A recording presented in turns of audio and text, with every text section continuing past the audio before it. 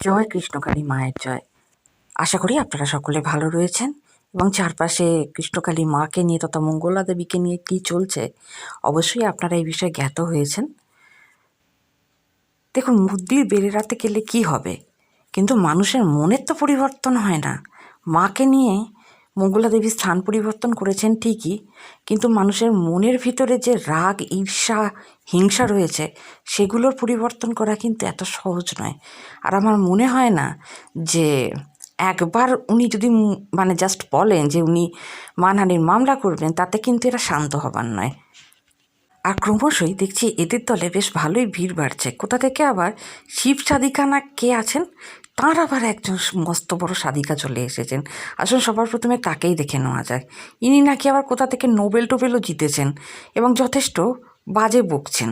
ইনি হলেন শিব সাধিকা মায়ের সেই প্রধান সাধিকা। এবার পরের জনের কাছে যাওয়া যাক, চলুন। ইনি হলেন হ্যাপি ফ্যামিলির দণ্ডমুণ্ডের কর্তা। ইনি আবার সব সময় ইনি কিন্তু সত্যের পক্ষে।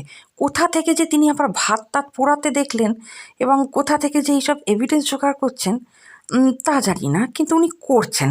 মানে উনি বলতে চাইছেন যে উনি সত্যের পথে আছেন। আচ্ছা, এই দেখুন সবচেয়ে বড় পাগল এসে গেছে, সোমা ওয়ার্ল্ড। হ্যাঁ, মানে ইনি তো হচ্ছেন গিয়ে সব নাটের গুরু।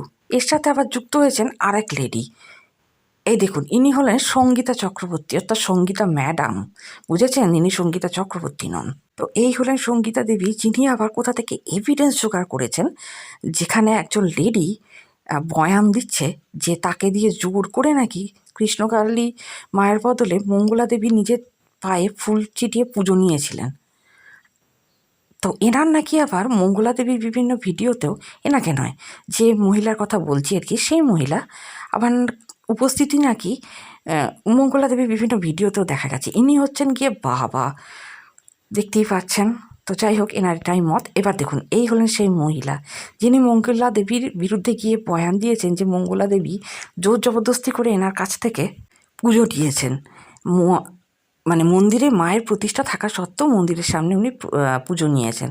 তো দেখুন, উনি সম্ভবত এই ব্যাপারটা মানেন না, কারণ কৃষ্ণকালী মায়ের সামনেই কিন্তু মঙ্গলা দেবী তার নিজের হাজব্যান্ডকে পুজো করেছিলেন বা পায়ে হাত দিয়ে নমস্কার করেছিলেন। আর ইনি যে কতটা সত্য সেটার তো এখনও প্রমাণ সাপেক্ষ ব্যাপার। এবার সব শেষে আসেন একজন মহান ব্যক্তি, ইনি হলেন আকাশের দুনিয়া। না না, উনি আকাশে নয়, পৃথিবীতেই থাকেন। ইনি আবার একটু বিশেষ ধরনের মানুষ, জানেন তো। ইনি মানে যতদিন ভিউজ আসছিল না, চ্যানেল মনিটাইজ হচ্ছিল না, আপ্রাণ চেষ্টা করে গেছেন কৃষ্ণকালী মাকে নিয়ে কিছু করার। তখন ভক্তিতে উনি গদগদ ছিলেন। আচমকাই মনে হতে লাগলো যে মঙ্গলা দেবী খুব খারাপ এবং এখন তিনি অ্যান্টির পক্ষে। এবার এক ইউটিউবার দিদিভাইয়ের কথা বলবো। এই দিদিভাইকে নিশ্চয়ই দেখছেন।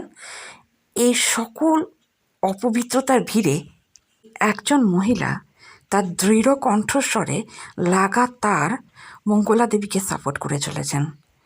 ইনি ভীষণই দৃঢ়চেতা মহিলা। আমার দেখে যেটা মনে হলো, নিজের মত সকলের সামনে আনতে মানে কোনো দ্বিধাবোধ করেন না। আর নিন্দুকদের মুখের মতো জবাব দেওয়ার জন্য ইনিই এক আদর্শ ব্যক্তি। তো এই হলো আজকের প্রধান নিউজ।